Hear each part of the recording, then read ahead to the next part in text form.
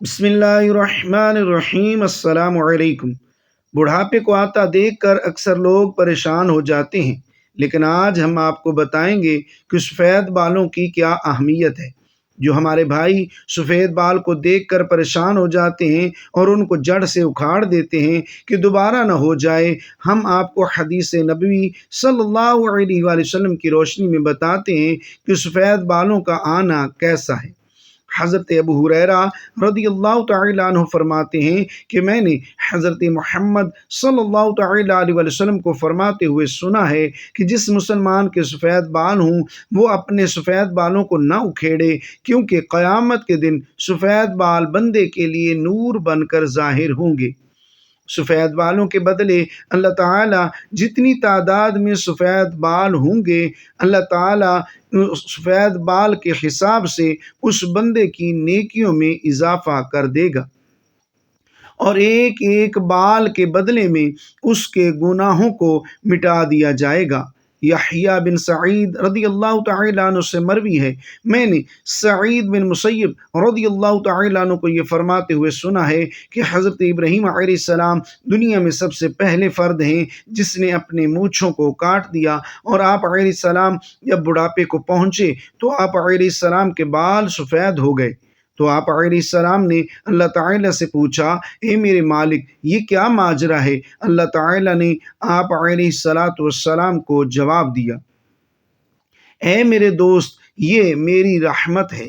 بالوں کو سفید ہونے سے انسان کی شان و شوکت، عزت و وقار بڑھ جاتا ہے اور تمام برے کاموں سے بچنے کی علامت ہے۔ حضرت ابراہیم علیہ السلام نے عرض کیا، اے میرے مولا، یہ تو تیری بڑی شان ہے، اے اللہ میرے وقار کو بلند فرما۔ لباس کا بیان۔ حدیث رسول صلی اللہ علیہ وآلہ وسلم، آپ کا فرمان عالی شان ہے کہ جو مسلمان بوڑھا ہو گیا تو اس کا بڑھاپا اس کے لیے قیامت کے دن نور بن کر ابھرے گا۔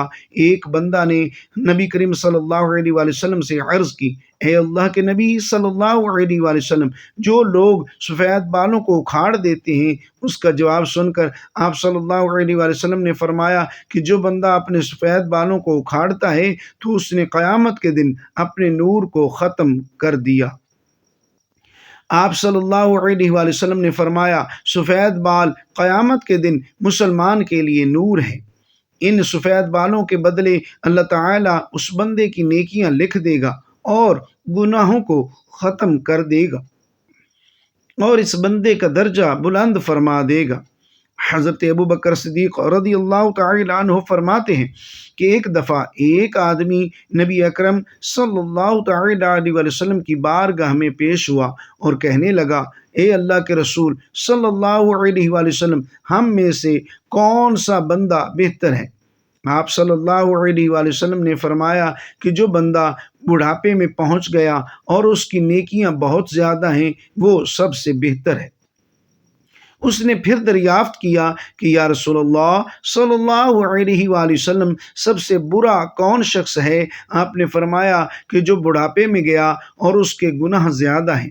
نبی اکرم صلی اللہ تعالیٰ علیہ وسلم نے فرمایا کہ اللہ تعالیٰ کا حکم ہے کہ جب میرا بندہ 40 سال کی عمر میں پہنچ جاتا ہے تو میں اس کو 3 امراض سے بچا لیتا ہوں۔ نمبر 1 دیوانگی، نمبر 2 کوڑ، نمبر 3 جلد کے سفید داغ کا ہونا۔ جب میرا بندہ 50 سال کو پہنچ جاتا ہے تو میں قبر میں اس کا حساب کتاب آسان کر دیتا ہوں۔ جب میرے بندے کی عمر 60 سال ہو جاتی ہے تو میں اس کا دھیان اپنی عبادت کی طرف کر دیتا ہوں۔ جب میرا بندہ 70 سال کا ہو جاتا ہے تو میرے فرشتے اس بوڑھے بندے سے پیار کرنا شروع کر دیتے ہیں۔ جب وہ 80 سال کو پہنچ جاتا ہے تو اس کے نیک اعمال لکھے جاتے ہیں اور برے اعمال کو نظر انداز کر دیا جاتا ہے۔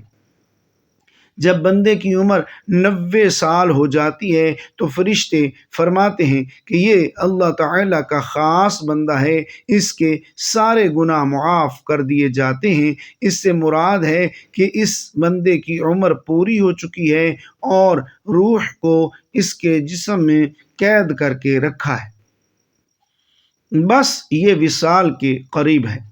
جب بندے کی عمر بہت زیادہ ہو جاتی ہے تو اس کے ہوش و حواس قائم نہیں رہتے، وہ جو منہ میں آتا ہے بول دیتا ہے، اس کو پتہ نہیں چلتا کہ وہ کیا کر رہا ہے، کون سے الفاظ بول رہا ہے۔ اس عمر میں اللہ تعالیٰ اس بندے کے جوانی کے سارے گناہ کو معاف کر دیتا ہے، اس سے کوئی غلطی بھی ہو جائے تو اس کو معاف کر دیتا ہے، بحوالہ توبہ کا دروازہ کھلا ہے۔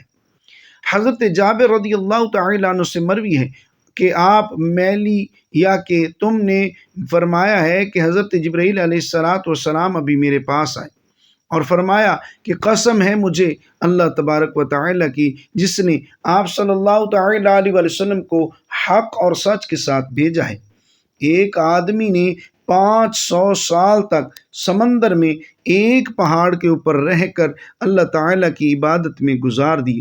یہ پہاڑ تقریباً 30 مربع میل پر مشتمل ہے۔ یہ پہاڑ کئی سینکڑوں میل پھیلے سمندر کے اندر واقع ہے۔ اللہ تبارک و تعالیٰ نے اس بندے کے لیے اس پہاڑ پر میٹھے پانی کا چشمہ عطا کر دیا جس کی دھار ہاتھ کی انگلی کے برابر ہے۔ اس پہاڑ کے پاس ایک انار کو اگا دیا ہے جس پر ہر دن ایک انار لگ جاتا تھا۔ وہ بندہ پہاڑ سے نیچے آتا، انار سے پیٹ بھر کر وضو کرتا اور خدا کریم کی عبادت میں مصروف ہو جاتا تھا۔ جب وہ نیک بندہ کی موت کا وقت آیا تو اس نے اللہ تعالیٰ سے دعا کی، اے اللہ میری موت سجدے کی حالت میں آئے اور میرے جسم کو پاک صاف جگہ پر محفوظ کر دیا جائے، اور جب قیامت کے دن دوبارہ مجھے زندہ کیا جائے تو سجدے کی حالت سے زندہ کیا جائے۔ اللہ تعالیٰ نے اس کی یہ خواہش کو پورا کیا۔ ہم آسمانوں پر جاتے اور زمین پر اترتے وقت اس کو سجدے کی حالت میں ہی دیکھتے ہیں۔ روز قیامت جب اس شخص کو اللہ تعالیٰ کی بارگاہ میں پیش کیا جائے گا تو اللہ تبارک و تعالیٰ اس کو فرمائے گا کہ اے میرے بندے میری رحمت سے جنت میں چلے جا۔ تو یہ بندہ سوال عرض کرے گا کہ اے اللہ میرے نامہ اعمال کی وجہ سے مجھے جنت کیوں نہیں بھیجا جا رہا؟ 2 بار یہی قصہ ہوگا، پھر اللہ تعالیٰ فرمائے گا جا میرے بندے میری رحمت سے جنت میں چلے جا۔ یہ بندہ کہے گا اے اللہ میرے عمل کی وجہ سے مجھے جنت کیوں نہیں عطا کی جا رہی؟ تو اللہ تعالیٰ اس سے فرمائے گا کہ تجھے جو نعمتیں میں نے عطا کی ہیں اس کا اور تیرے عمل دونوں کا حساب کتاب ہوگا۔ صرف آنکھ کی نعمت عطا کی گئی نعمت سے اس کے 500 سال کے سارے کیے گئے نیک اعمال ختم ہو جائیں گے، اور باقی سارے جسم پر جو احسان ہوں گے وہ زیادہ ہوں گے۔ اللہ تعالیٰ فرمائے گا کہ اس بندے کو جہنم میں ڈال دو۔ جب اس کو جہنم میں لے جانے کے لیے پکڑا جائے گا تو وہ بندہ کہے گا اے اللہ تعالیٰ مجھے اپنی رحمت کے ذریعے جنت میں بھیج دی۔ اللہ تعالیٰ فرمائے گا کہ میرے اس نیک بندے کو ادھر لاؤ۔ جب اس کو لایا جائے گا تو اللہ تعالیٰ فرمائے گا کہ تجھ کو پیدا کرنے والا کون ہے؟ وہ بندہ کہے گا اے اللہ تعالیٰ آپ ہی مجھے دنیا میں زندگی دینے والے ہیں۔ پھر اللہ تعالیٰ فرمائے گا کہ تجھ کو 500 سال تک زندہ رکھ کر عبادت کی توفیق دینے والا کون ہے؟ وہ جواب دے گا یا اللہ آپ نے ہی مجھ کو زندہ رکھا اور عبادت کی ہمت دی۔ اللہ تعالیٰ فرمائے گا کہ تجھے سمندر میں پہاڑ کے اوپر کس نے پہنچایا؟ وہاں پانی اور انار مہیا کرنے والا کون ہے؟ وہ بندہ جواب دے گا یا اللہ آپ نے ہی مجھے سب کچھ عطا کیا ہے۔ اللہ تعالیٰ فرمائے گا کہ تیرے کہنے پر ہی میں نے تیری جان سجدے کی حالت میں نکالی اور سجدے کی حالت میں دوبارہ ڈالی، یہ سب میری رحمت کی وجہ سے ہی ہوا ہے۔ میں اب بھی تجھے اپنی رحمت کی وجہ سے ہی جنت میں داخل کر رہا ہوں۔